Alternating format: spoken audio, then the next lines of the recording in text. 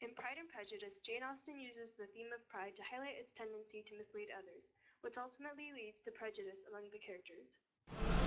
I believe vanity and pride are different things. A person may be proud without being vain.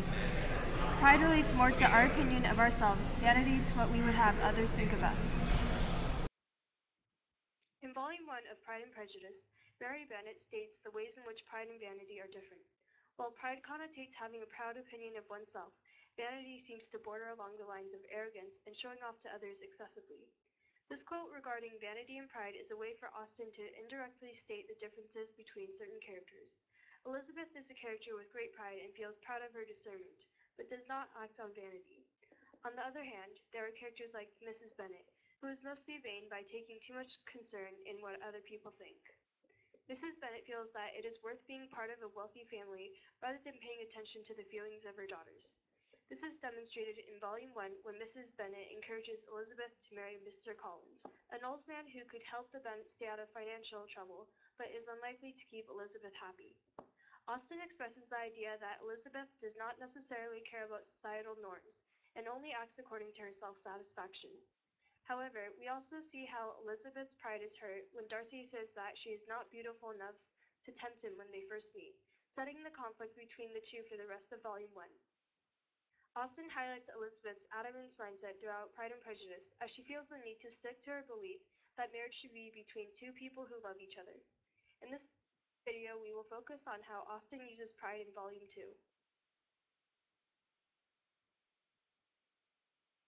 Vain out of circle, you hold on to, my feelings will not be repressed.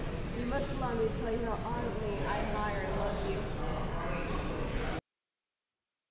When Darcy confesses his love for Elizabeth, he lets go of his pride to show a moment of weakness and reveals his true feelings.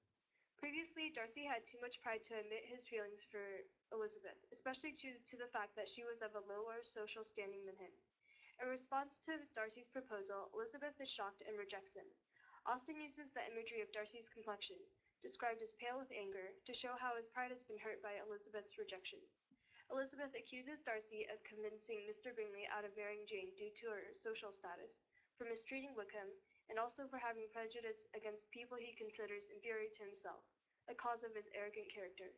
While Elizabeth accuses Darcy of having too much pride in his high status, Elizabeth herself shows prejudice against Darcy through her bitter tone, which is apparent from her first impression of Darcy to their present situation.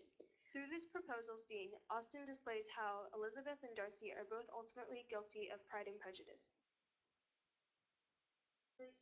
How despicably I have acted. I, who prided myself with discernment. How humiliating is that?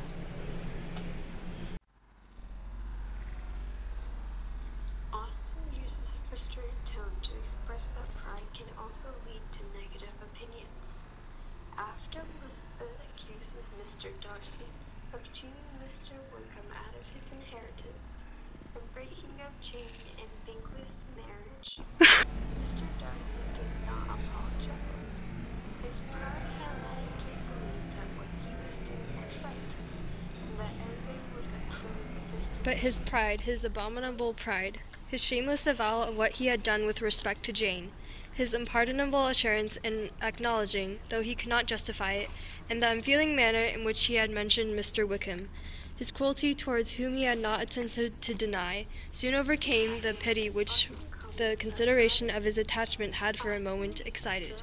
Attempt to show that Elizabeth believed she was good to know people, when in reality, she didn't. So because this happens, Austen comments that pride isn't always the best option because it misled Elizabeth.